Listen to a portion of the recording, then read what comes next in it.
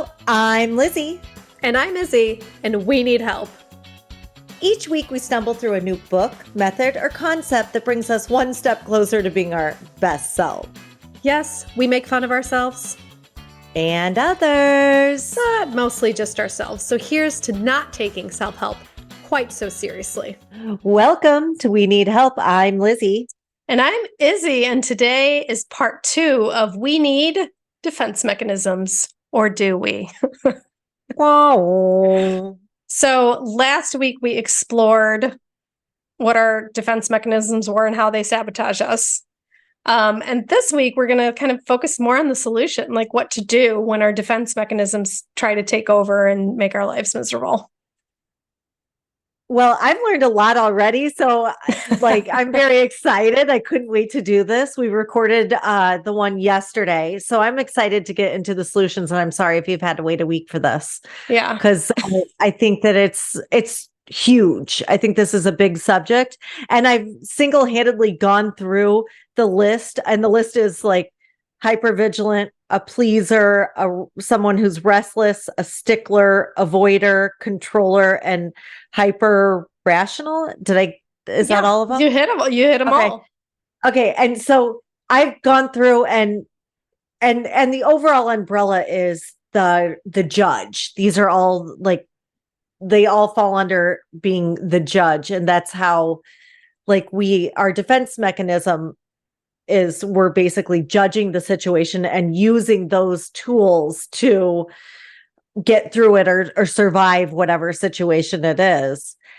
And now I've gone through and single-handedly put everyone I know into what their defense mechanism is. So I'll be naming all those names today. Yeah. We're going to be singling you out. So, don't worry. I wish I could do that. It's so funny because I know which ones my parents are. Like my mom's hypervigilant. She's constantly scanning for everything that can go wrong. And Maciek is a hypervigilant. And then my dad is a super avoider and pleaser, just like me. Like he just avoids unpleasantness and then he wants to please people. And I'm like, so interesting that I go for my partner is more like my mom than my dad. I'm like, what's up with that? Well, because you're trying to balance yourself out, right? Yeah, exactly. It's interesting. But anyway, let's talk about the solution because I'm sick of talking about all these problems. It's me. I'm the problem. I'm the problem. Let's see what I can do about me. So he calls the defense mechanisms the saboteurs because, they served us maybe a little bit in childhood. We picked up these defense mechanisms, but they start sabotaging our performance and our happiness as we get older. Okay. And then what he says we can do to combat these saboteurs is activate the sage. Oh, right. Okay. So this is activating the part of our brain that is responsible for positive feelings, endorphins, positive things. That little tiny part in the front. The tiny little the clitoris, the clit of the brain. We're going to stimulate. We're going to activate the clit of the brain.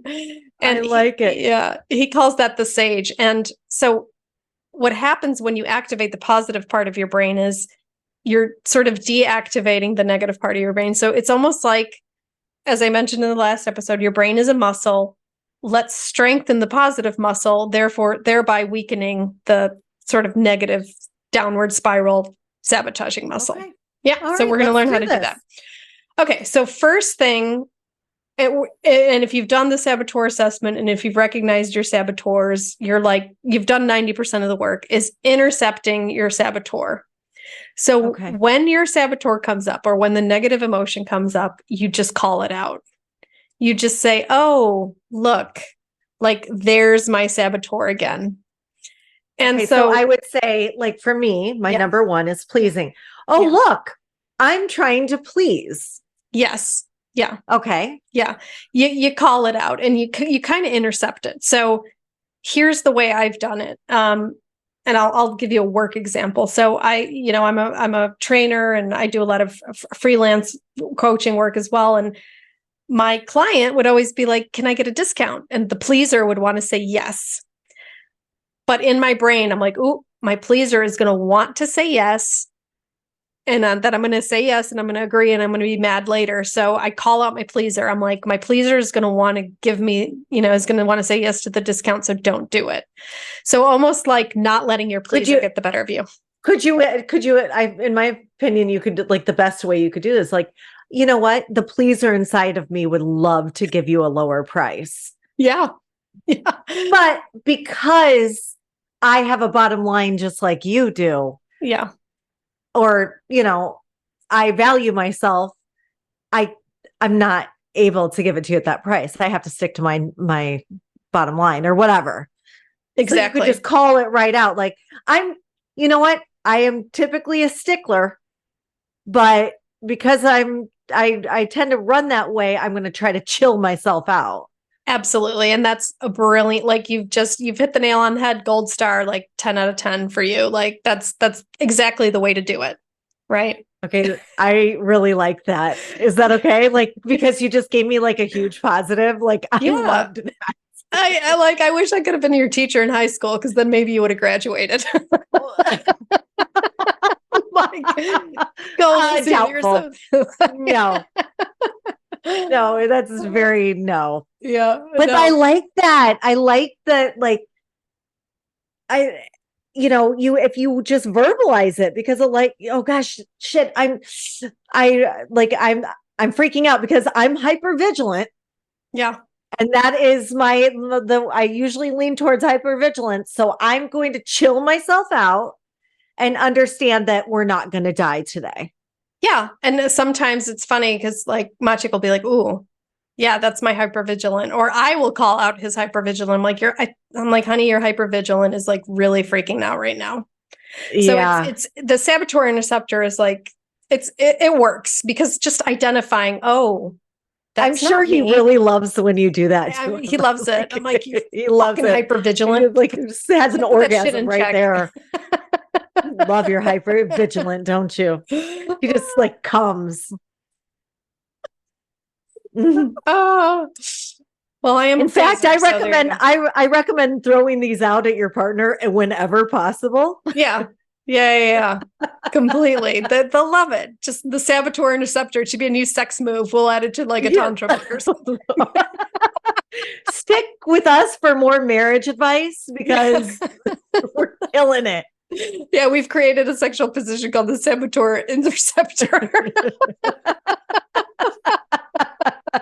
Yeah, it's like a step above a finger in the butt. You're gonna love it.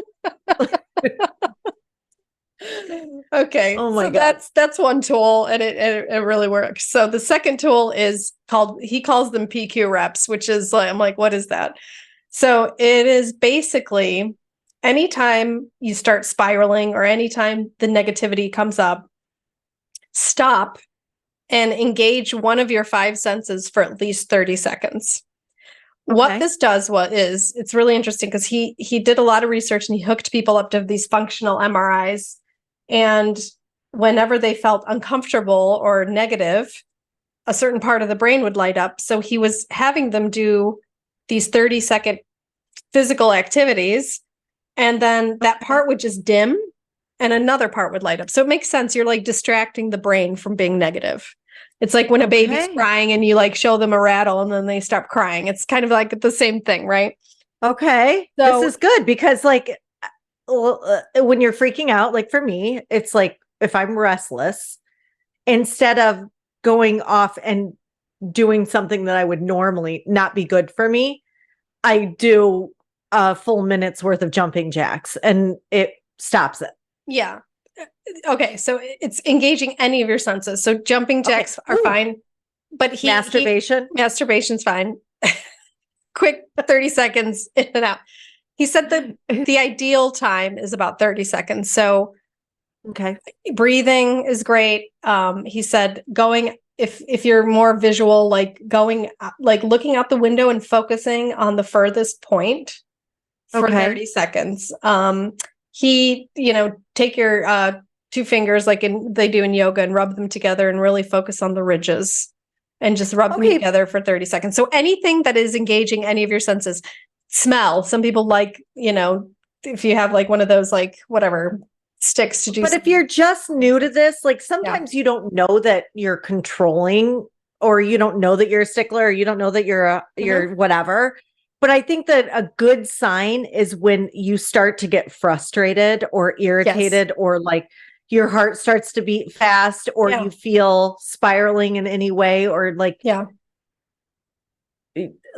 I think that's a good indication that you need to do one of these PQ reps. Yes. Right? Yeah. It's almost like little mental push-ups, but like with like engaging physically. And it strengthens the positive part of your brain and weakens like that negative part. So it's great. It's really easy. Like go drink a glass of water, do something, like just break out of it. And this is the basis of CBT therapy, which is, you know, a lot of borderline patients, when they're having meltdowns, therapists will tell a lot of borderline patients, when you're having a meltdown, go hold ice cubes and focus on the cold. So it takes them out of meltdown mode and gets them focusing on something physical. So it's the same principle here. Yeah. Okay. Yeah.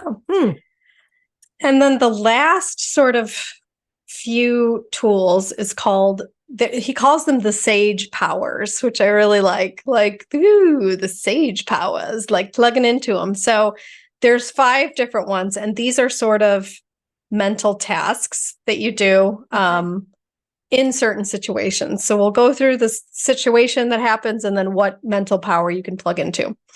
So you use this one a lot, and I love you for it. It's called empathize. So it is empathizing with yourself or other people and showing people true compassion and genuine understanding. So you use it when you're angry at somebody, you're angry at yourself, you've made a mistake. I don't know. You're like feeling really frustrated with yourself or frustrated with other people.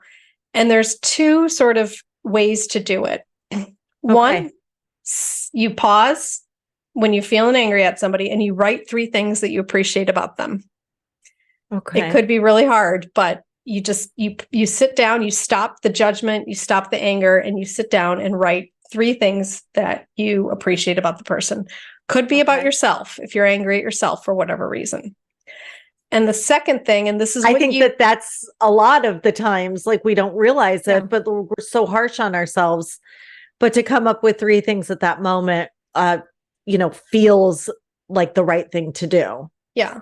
I actually did this exercise because my mother-in-law, God rest her soul, like she just got under my skin a lot. And I realized that when she was calling, I just feel irritation. And I didn't want to feel that way towards my partner's mother. So what I started doing when she called, I literally sat down with a notebook and just wrote down 3 things. Like, she's got a great smile, she tells wonderful jokes, and she's a great cook. And what ended up happening was my perception of her changed. And I looked at the text message that I sent her right before she died, and it was, "Thank you for being such a wonderful mother-in-law." And I was grateful that and I really felt it when I sent that. Another way you can use this tool, and you do this, and so it's visualizing the person that you're angry or disgusted at as a child. Oh, that's my favorite. And you do that, with homeless people. And I actually was inspired by you because I went out one morning with the dog, and there was a guy sitting on the bench, stinking, drinking beer, obviously he just looked like a bum. And I was, it was 7 a.m. I'm like going out with my lovely dog. The sun is shining, and here's this disgusting guy drinking beer in front of our, apartment. And in one instant, I did what you did, and I pictured him as a child, and I instantly felt compassion. Those eyes are the same eyes his mother looked at. I always say that, like, it changes the way you look at a human being. And if you look at everybody like that, it really does start to transform the way that we are. Because I think if we all kind of walked around with the compassion of a mother, it might be a little bit, I mean, unless you have just an ultimate cunt as a mother, like our world would be a much more glorious place. Yeah, I completely agree with you. And it's my favorite tool. Like when I'm mad at Maciek and like he's like yelling or he's being, and I picture him as a kid, it just almost makes me smile. But then with yourself too, like sometimes I beat myself up, like, oh, I'm not doing so great, da da da. And then it's like, would I tell that to a child? No, I'd be like, you're doing great. You're doing the best you can. Like, I'd be very encouraging. So talking to Yeah. yourself as if you were a child as well. So that's one of the sage powers, and I absolutely love it. It's one of my favorites. I love that idea. That's so good. Yeah. I definitely recently I had a sesh with Candace Tranter, Yeah. and it was a couple of sessions ago, and I had to go back to the first time I could remember being afraid. Hmm. And I Yeah. was 2, and I remember like it so easily, and I just like I looked at myself in a totally different way after that. Like Yeah. there was a time that I didn't know fear. Yeah. Yeah. I mean, That's that's a really strong and powerful way to be understanding and compassionate, have self understanding and self compassionate self compassion. self-compassion. Yeah. But Yeah. Yeah. yeah, there was a Yeah. time I didn't know how to say compassion. You're doing so good. I know, get with it. Okay, what's the next one? Next one is explore. So this one's cool. This is trying to find out what else to learn or discover from a situation. And you use it when you could benefit from a deeper understanding of a problem or situation, or you wish you want to learn from some past failures, or you're angry about a past mistake, or there's something going on with your group of friends or at work or whatever, and you don't understand it. And it's just, Shirzad calls it being a fascinated anthropologist. What else could this mean? What else is going on here? Almost like being a researcher of like looking at it from as many different points of views as possible, thinking, okay, why did this happen? And just kind of being more curious about it. So engaging your curiosity. Yeah, engaging your curiosity and asking yourself, and this is my favorite question, how is this a gift? And that is, I want to kick you in the crotch when you say something like that. Is that wrong? How would that be a gift? How gifty would it be to get kicked in the crotch right now? So yeah. So that might be a little bit of a stickler for me, or where am I at? What is that defense if you want to kick me in the crotch coming up? Yeah. I don't know. It's not a pleaser. No, it's definitely, unless you're into that, maybe. It might be a stickler. Like you might have a preconceived notion of like that word, how is this a gift can't be used. So I'm going to kick anyone. I get it. How is this a gift? How is this a lesson? What am I supposed to be seeing here? Yeah. How, like, would this be a place to say, where is my place in this? Where's my place in this? Or because sometimes our place isn't anywhere. Sometimes we're angry at other people for doing something.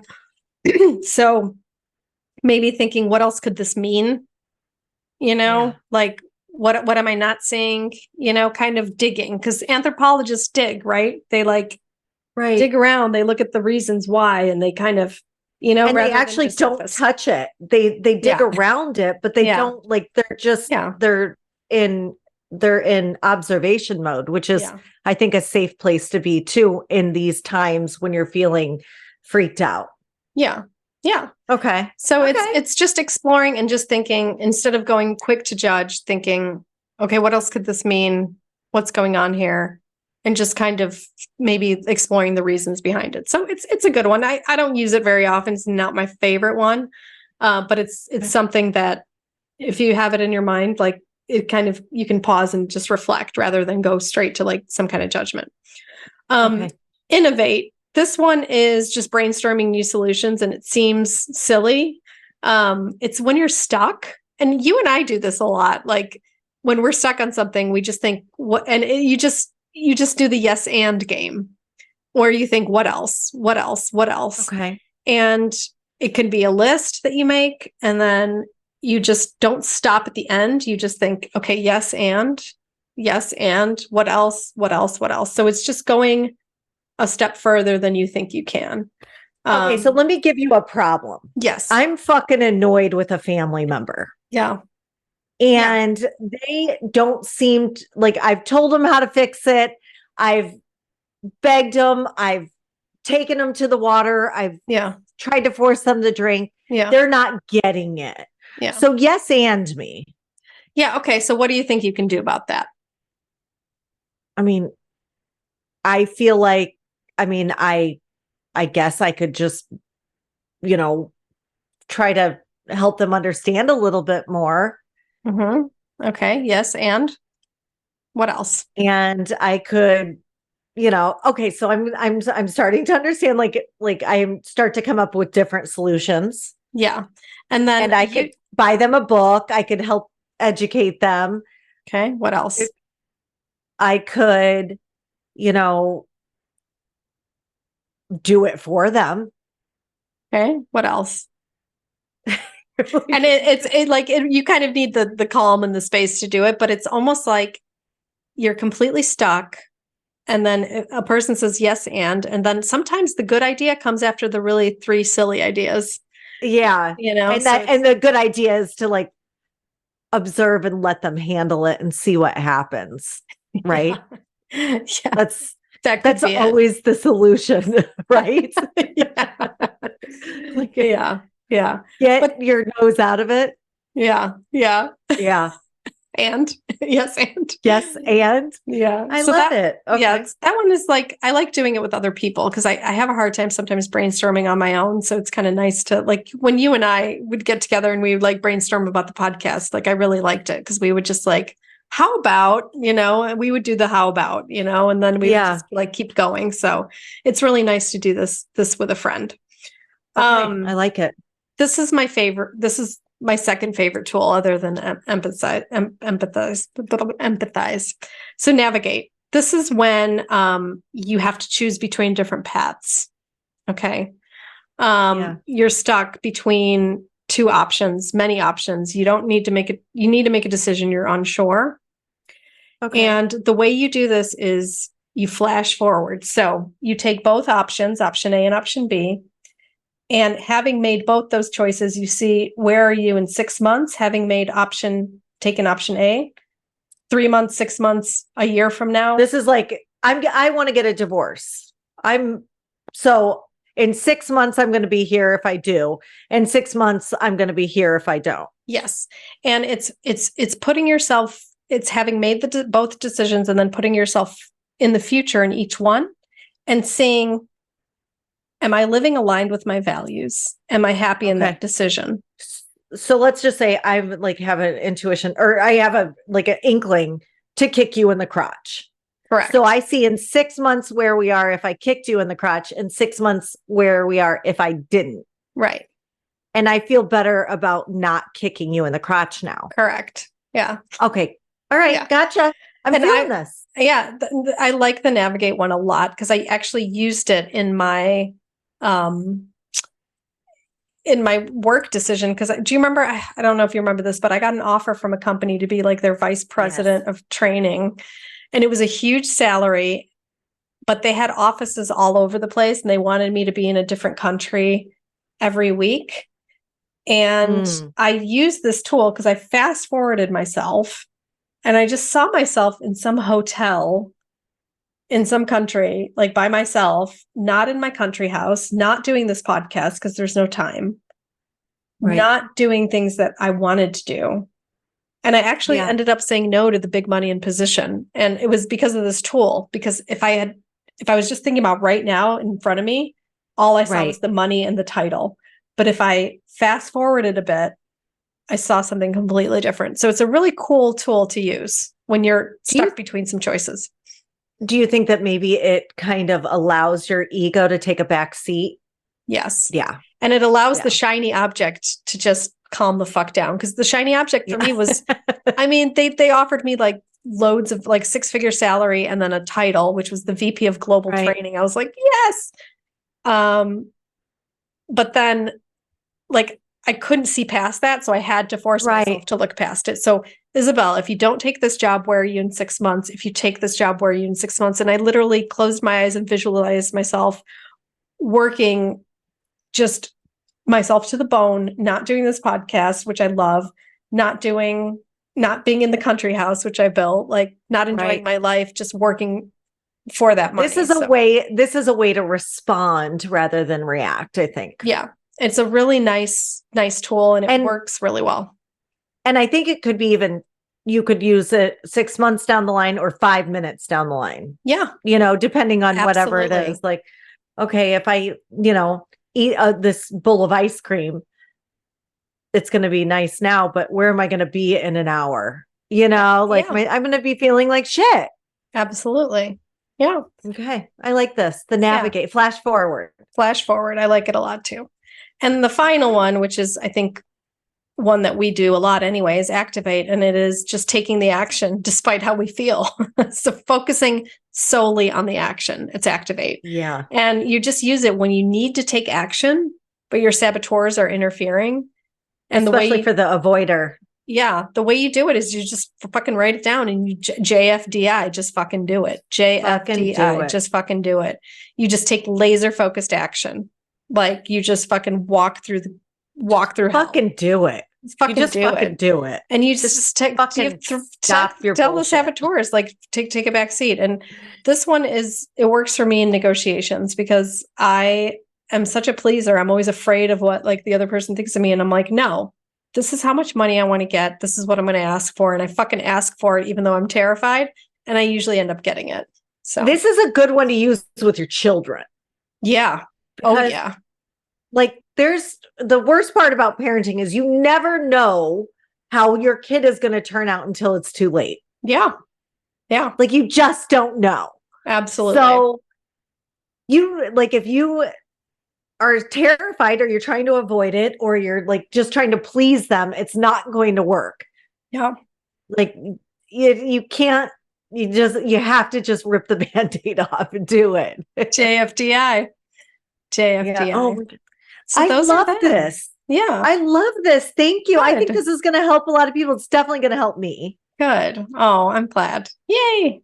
I love doing it. Yeah. Do you see my eyebrows?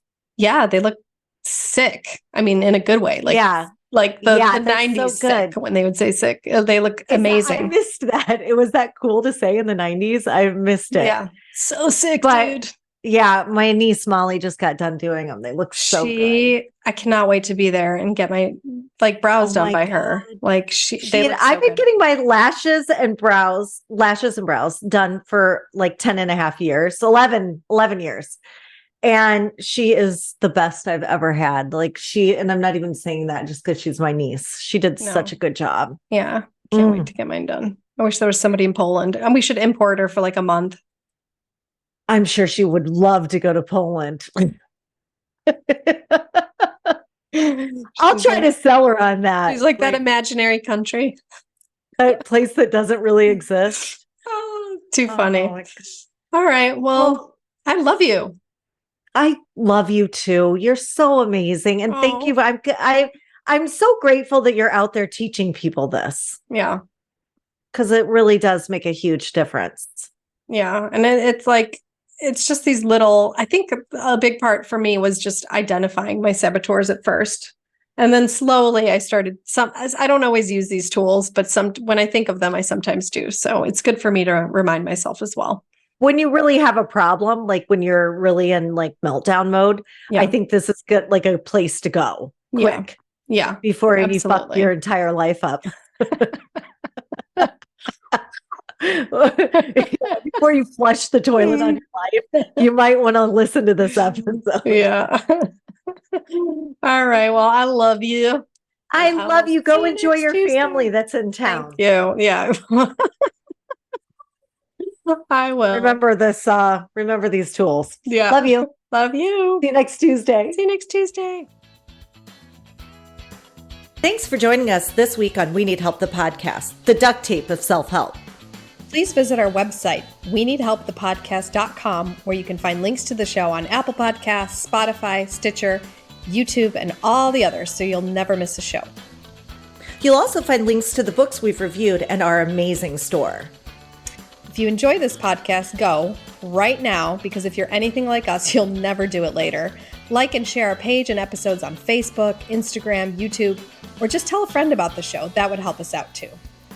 Also, feel free to let us know what you need help with, and we'll try to cover it in a future episode. You can also find us on Instagram at we need help _ the podcast. Thank you for listening.